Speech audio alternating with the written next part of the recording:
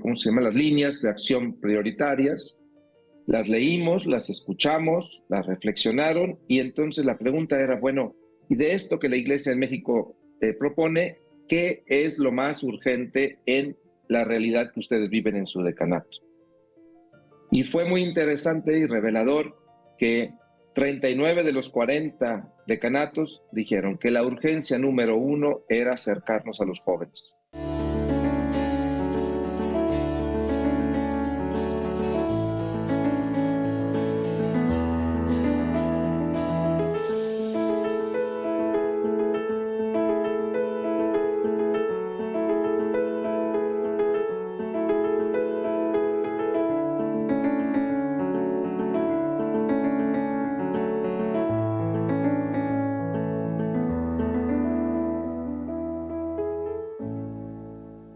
Bienvenidos amigos, esto es Iglesia Online, les habla Monseñor Francisco Javier Acero.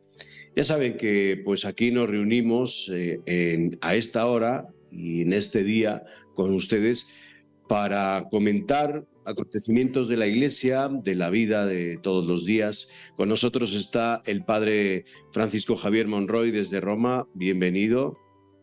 Saludos, ¿cómo están? ¿Qué tal? Muy bien. Y también el Padre Patricio Lynch, desde algún punto del mundo. Buenos días, o ¿cómo estamos? Bien, queridos amigos, un gusto nuevamente. Saludos. Bueno, pues con nosotros hoy invitado, ya estuve en un programa hablándonos del Concilio Vaticano II, que nos quedamos cortos, pero bueno, hoy le hemos invitado y agradecemos a Monseñor Héctor Mario Pérez Villarreal. Él es de Nuevo León, obispo auxiliar en Ciudad de México. Bienvenido. Gracias, Monseñor Javier, y vecino pues, mío. Somos vecinos. Patricio, somos vecinos, para que veas. Y buenos vecinos, ¿eh? Han habido quejas de ruidos molestos y demás, me han dicho. No, ninguna queja. Es puro ambiente fraterno aquí. Y como buen ambiente, y como buen ambiente fraterno tiene sus ruiditos de vez en cuando. Además, quiero comentarles a toda la audiencia que los obispos auxiliares de Ciudad de México vivimos en comunidad. Vivimos al sur de la ciudad y aquí estamos 6 obispos auxiliares. Para que veas, Patricio, aprende. Bueno, hoy vamos a hablar del sínodo, el sínodo que se va a celebrar en unos meses en Roma, el sínodo que, bueno, pues es caminar juntos y es una institución permanente creada por el Papa Pablo VI en septiembre del año 65 y es una respuesta a los deseos de los que estuvieron en el Concilio Vaticano II para mantener vivo el espíritu de colegialidad nacido desde esta experiencia conciliar. El Papa, San Juan Pablo II decía que el sínodo es una expresión profunda y particular, fructuosa y un instrumento de colegialidad episcopal. Y bueno, pues a mí lo digo así, lo comparto y ya abrimos aquí diálogo, querido Monseñor Héctor. Me encantó el sínodo que hubo sobre la juventud y las vocaciones el año 18, en donde fueron los mismos jóvenes protagonistas de este sínodo, porque a veces estamos nosotros como el clero, ¿no? Y los obispos elucubrando, dando pues vueltas a las ideas sin escuchar al pueblo de Dios, que es el que realmente trabaja ahí. Desde tu visión, desde lo que estás viviendo ahora aquí en la Arquidiócesis de la Ciudad de México, ¿cómo ves la preparación del concilio en una Arquidiócesis de México de las más grandes del mundo? La preparación del sínodo. Ajá. Bien. Buenos días a todos. Me da mucho gusto estar aquí de nuevo con ustedes. El Papa ha querido una preparación larga. Han sido 2 años y medio más o menos, van a ser casi 3 años de preparación, 2 años de preparación. Y la idea del Papa es que la riqueza del sínodo no nada más será la reunión en octubre en Roma. La riqueza del sínodo es la preparación, porque en la preparación es donde la Iglesia empieza a caminar o a reconocer que camina sinodalmente, ¿verdad? Entonces, aquí en Arquidiócesis de México hemos tratado de evidenciar, porque vuelvo a insistir, es reconocer lo que ya venimos haciendo o mejorar lo que ya venimos haciendo. No es como que desde que el Papa dijo hay que ser sinodales, ahora vamos a empezar a ser sinodales. No se pudo haber dicho que es una cuestión esencial a la Iglesia, si no lo tendríamos ya, ¿verdad? No con perfección, pero lo tenemos. Y entonces, ¿qué ha significado en la Arquidiócesis de México? Ha significado reuniones por decanato, donde entre las primeras reuniones todavía no terminábamos de salir bien de la pandemia, fueron en el 2021, y fueron reuniones de 80, 100 personas por decanato. La Arquidiócesis de México es una arquidiócesis muy grande, son 416 parroquias y rectorías, y tiene 40 decanatos. Entonces, pues ya reunir 40 reuniones de 100 personas, reunimos a 4,000, nada más que como estábamos en la pandemia, no estuvimos todos juntos, pero estuvieron en pequeñas comunidades reunidas. Y ahí se les invitó a escuchar primero lo que la Iglesia pedía. Aquí en México tenemos el Plan Global de Pastoral y ¿cómo se llama? Las líneas de acción prioritarias. Las leímos, las escuchamos, las reflexionaron, y entonces la pregunta era, bueno, y de esto que la Iglesia en México propone, ¿qué es lo más urgente en la realidad que ustedes viven en su decanato? Y fue muy interesante y revelador que 39 de los 40 decanatos dijeron que la urgencia número 1 era acercarnos a los jóvenes. Y sin ponerse de acuerdo, vuelvo a insistir, cada quien se reunió por diferentes lados, ¿no?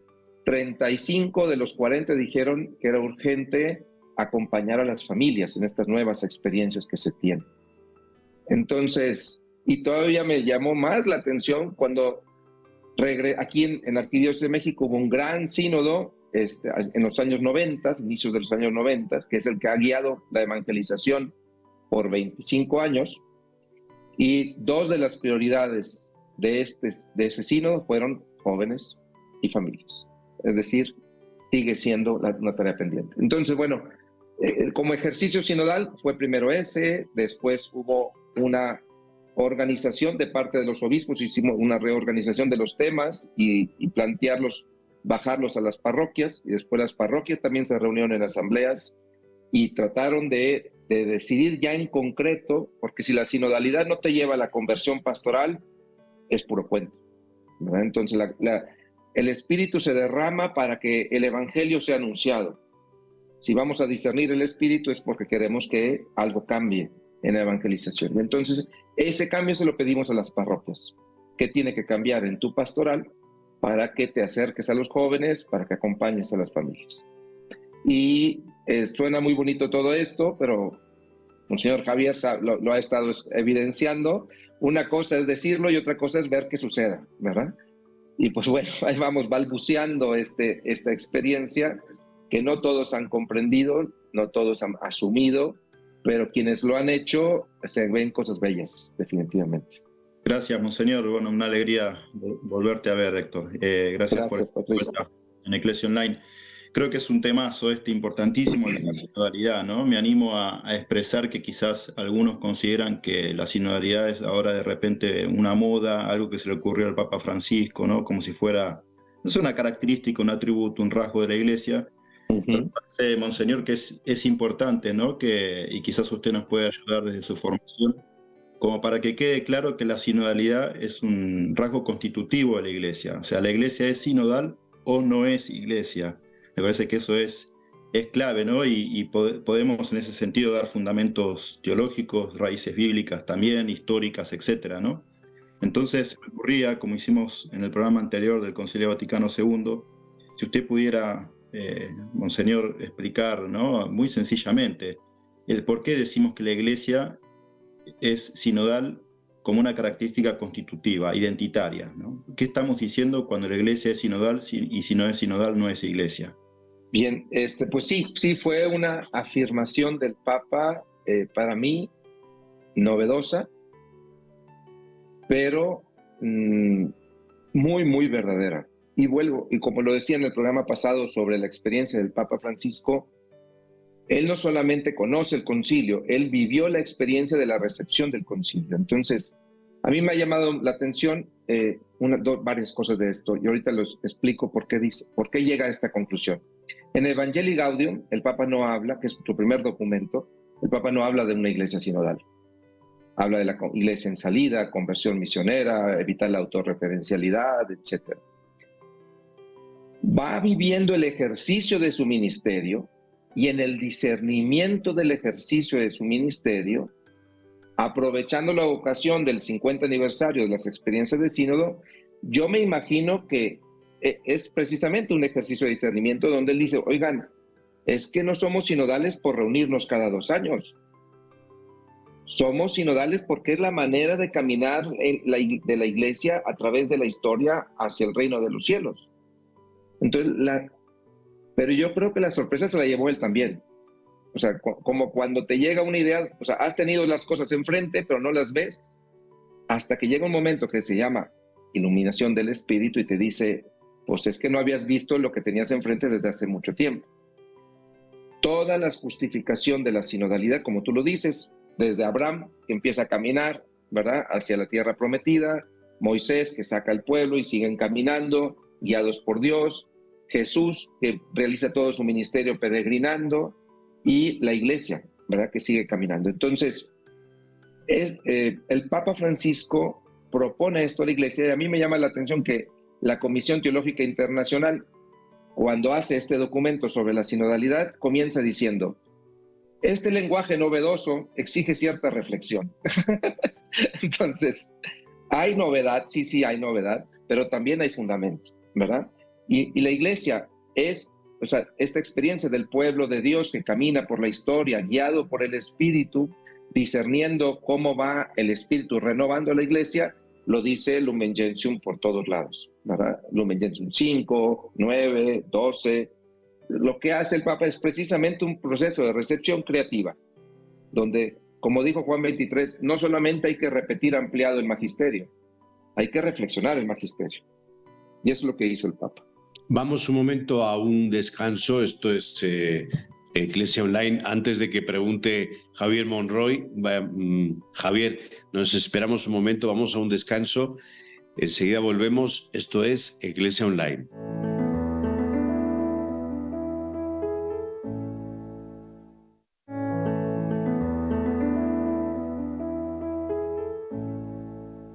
Aquí regresamos, esto es Iglesia Online, les habla Monseñor Francisco Javier Acero, con nosotros está Patricio Lynch, está Javier Monroy, un invitado especial, Monseñor Héctor Mario Pérez Villarreal, obispo auxiliar en Ciudad de México, nacido en Monterrey. Desde aquí saludamos a todos los que nos ven y escuchan en Monterrey. Y el padre Javier Monroy tenía una pregunta, así que le damos su espacio. Gracias, Monseñor Javier. Sinodalidad, en el fondo, pues es el caminar como pueblo de Dios, caminar juntos, pero es mucho más que todo eso. Por lo que yo le estoy escuchando, Monseñor Héctor, es mucho más. Se trata de un modo de caminar juntos, porque caminar juntos hemos caminado juntos, ¿no? También hasta el Concilio Vaticano II se caminó juntos, pero el Vaticano II planteó algo nuevo de cómo hacerlo, yo creo, ¿no? Entonces, me gustaría, si puede usted hablarnos un poquito de el modo concreto o aspectos, ¿no? Algunos aspectos de cómo sería este modo de ser pueblo de Dios, porque muchas voces se escuchan, bueno, algunas, como que dónde queda la colegialidad, dónde queda la autoridad, dónde queda lo jerárquico, dónde queda todos estos temas, ¿no? Como si la sinodalidad fuera una democracia, etcétera, ¿no? Lo estamos viendo con el tema del sínodo en Alemania, toda esta problemática, ¿no? No sé, me gustaría que nos hablara un poquito en concreto la sinodalidad para que gente muy sencilla que nos está escuchando pueda entender cómo sería este modo de vivir juntos la fe como pueblo de Dios, ¿no? Como iglesia. Claro. Sí, estoy de acuerdo contigo en la novedad y yo creo que tenemos que tener cuidado también en el uso de la palabra o en el abuso de la palabra. Yo tengo una frase muy fuerte, a lo mejor, pero creo que de repente ya empezamos a prostituir la palabra sinodalidad, ¿verdad? Es decir, mal utilizar la palabra, sino utilizarla de una manera que no debe de ser. Entonces ya empiezo a ver confesiones, momento sinodal de confesiones. Vamos a hacer nuestra acción caritativa sinodal. Y entonces ya le ponen comunión y sinodalidad por todos lados, como si fueran dos palabras que pudiéramos agarrar para pintar todo lo que hace la iglesia. Y tenemos que tener, ojo, mucho cuidado, porque no se trata de eso. Como tú lo dices, como lo mencionaba yo ahorita, la sinodalidad, dice el Papa, es un marco interpretativo para comprender el ministerio jerárquico. Lo dice en ese discurso del 50 aniversario. Es decir, que le está diciendo a los obispos, oigan, no pueden decidir solos. Necesitan mirar la presencia del Espíritu. Entonces, él habla de la escucha, que ese es el primer momento. Entonces, a mí me parece, por ejemplo, en esto de la escucha, hablando ya de la sinodalidad implica escuchar. ¿Cuál es la novedad? El concilio nos había dicho, hay que escuchar la palabra de Dios, Dei Verbum. Hay que escuchar los signos de los tiempos, Gaudium et Spes. Pero ahora la sinodalidad nos dice, y nos lo dice en la Lumen Gentium, hay que escuchar la unción del santo, Lumen Gentium número 12, que distribuye carismas jerárquicos y también carismáticos o de servicio en el pueblo de Dios. Entonces, esta triple escucha a la palabra, a los signos de los tiempos y a la comunidad donde descubrimos la presencia del Espíritu, exige definitivamente una nueva manera de caminar. Digamos que nos pusieron un visor más a donde mirar. La sinodalidad implica entonces escuchar, discernir en comunidad qué es lo que estamos entendiendo del Espíritu. Después viene este momento donde es la decisión, y ahí sí le toca al ministerio jerárquico decidir, pero decidir después de haber escuchado y de haber dejado transformar su corazón por lo que escucha. Y esa es o sea, aunque suena, dice, ay no, pues cualquiera se hace loco, pues sí, se pueden hacer locos, pero si quieres ser sinodal, de cara a Dios tienes que decir, no puede salir la verdad solamente de lo que yo pienso.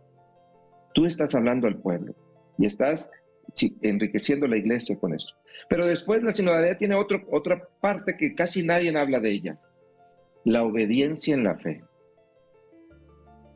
Si ustedes van a Hechos de los Apóstoles y ven el concilio, los diferentes concilios o los momentos que tuvieron de discernimiento, Pedro, Santiago, Juan, etcétera, en Jerusalén, cuando deciden esto de que no se van a circuncidar los gentiles, mandan una carta, dice, y todos se alegraron de la decisión de los apóstoles.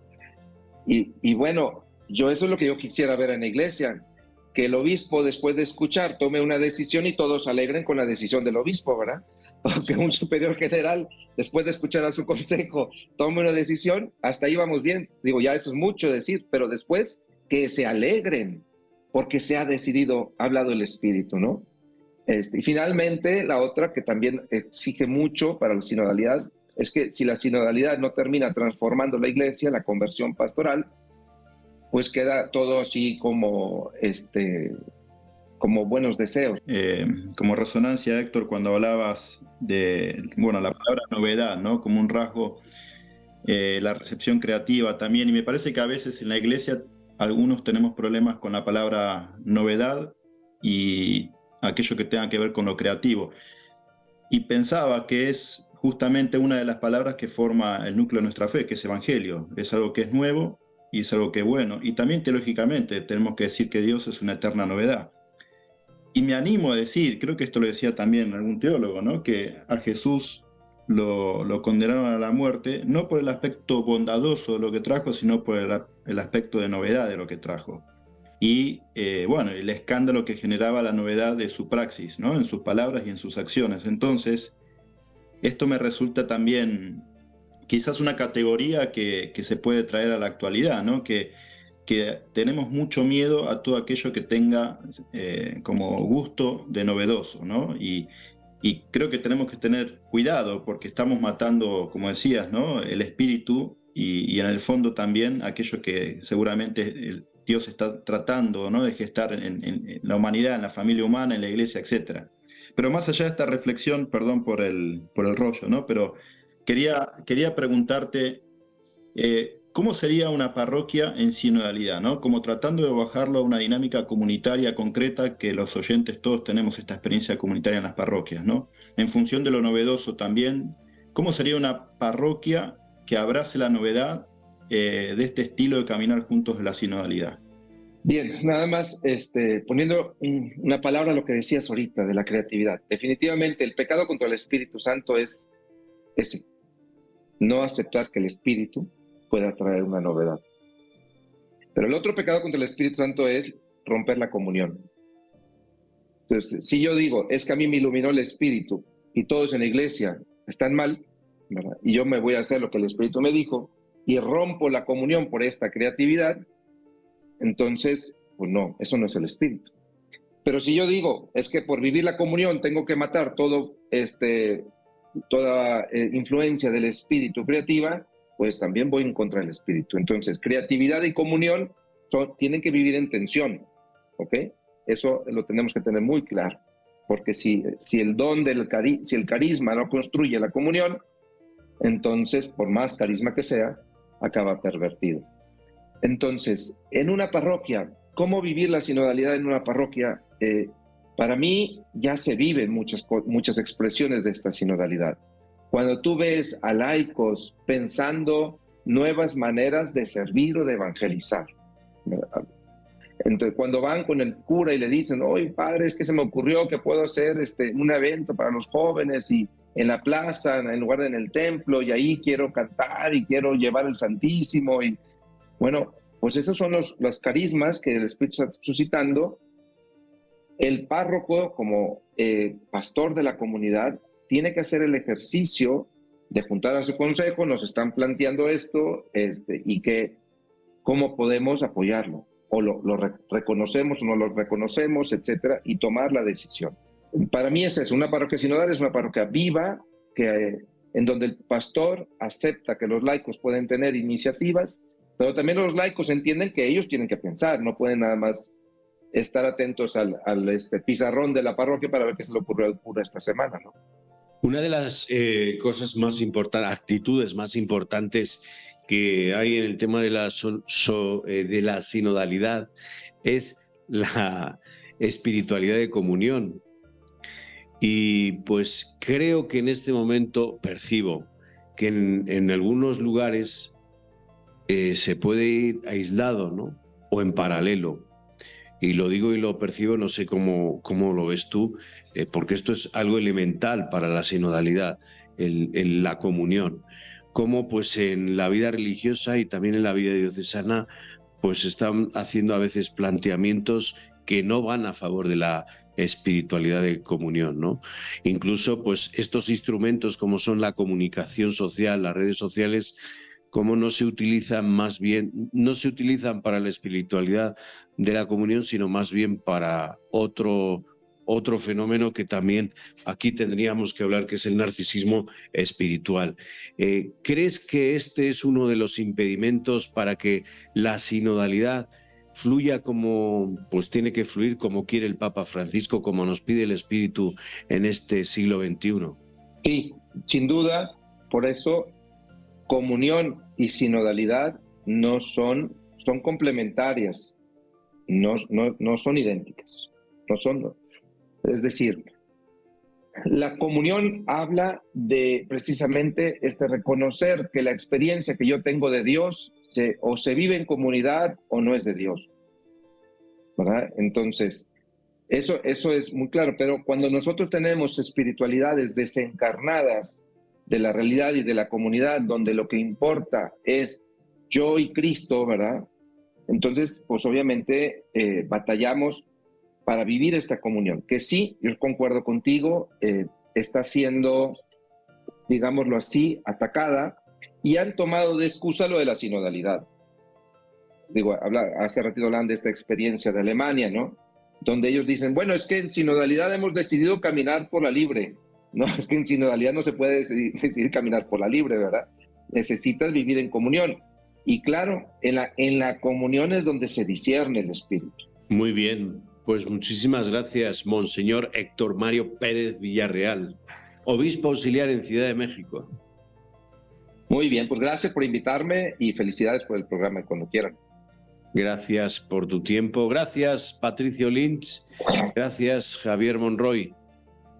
Gracias a ustedes. Gracias, Monseñor, por sus palabras profundas y sencillas a la vez. Muchas gracias. Gracias.